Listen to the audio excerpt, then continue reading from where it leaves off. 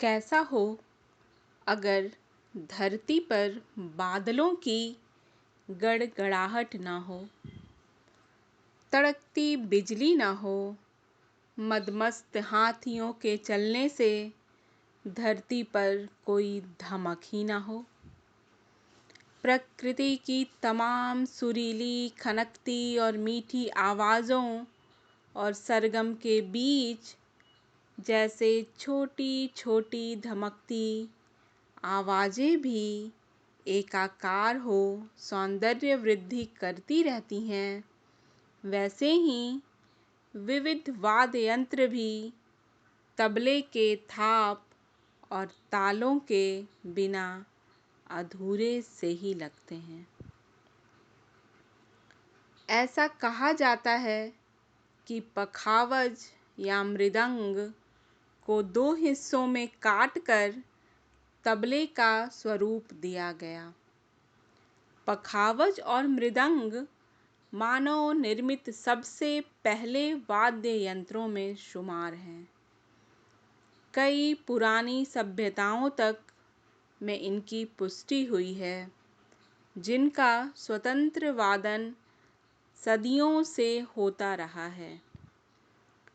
तबले का निर्माण गाने बजाने वाले उस्तादों के लिए ताल देने के लिए किया गया।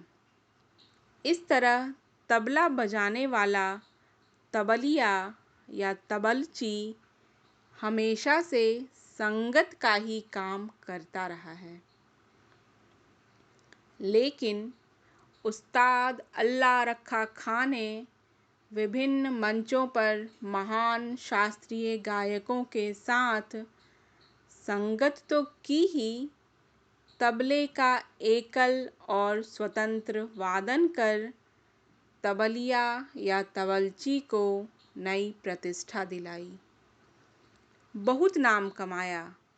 मशहूर ब्रिटिश रॉक बैंड बीटल्स के लिए पंडित रविशंकर के साथ इन्होंने एक रॉक एंड रोल कंसर्ट में हिस्सा लिया था, जहां के संगीत दिग्गजों ने इनकी जमकर तारीफ की।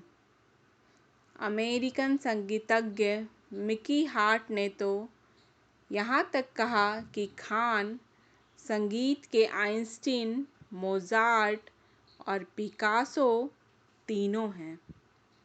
वे इस ग्रह पर लय ताल संबंधी संगीत के सबसे बड़े दिग्गज हैं। पंडित रविशंकर और उस्ताद अल्लाह रखा खां के संगत की बहुत प्रशंसा होती थी। इनके अतिरिक्त बड़े गुलाम अली खां, अलाउद्दीन खां, विलायत खां, वसंत राय, अली अकबर खां जैसे शास्त्रीय संगीत के दिग्गजों के लिए भी इन्होंने तबले पर संगत की और भरपूर सराहना बटोरी। उस्ताद इतने पारंगत थे कि कलाकार की मनोदशा और शैली के अनुसार उसकी संगत करते थे। इन्होंने मंत्रमुग्ध कर देने वाली अनेक लयकारियाँ भी रचीं। उस्ताद अल्लाह रखा खां कुरैशी का जन्म 29 अप्रैल 1919 को जम्मू कश्मीर के फगवाल, सांबा में हुआ था।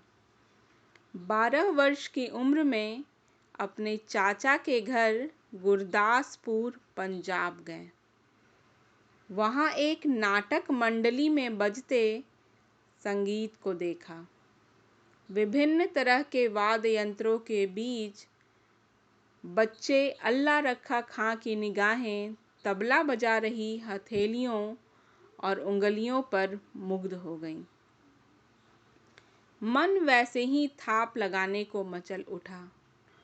तबले के संगीत ने मन में तबला बजाने की हूक से भर दी, जो एक महान तबला वादक बन जाने तक जारी रही।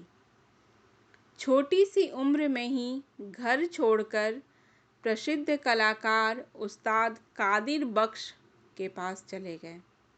उनके कई शागिर्दों में एक अन्यतम शागिर्द की तरह उभरे। तबले के साथ साथ ही इन्होंने पटियाला घराने के मशहूर ख्याल गायक आशिक अली खां से शास्त्रीय संगीत की रागदारी सीखी। रेडियो के लिए काम भी करने लगे।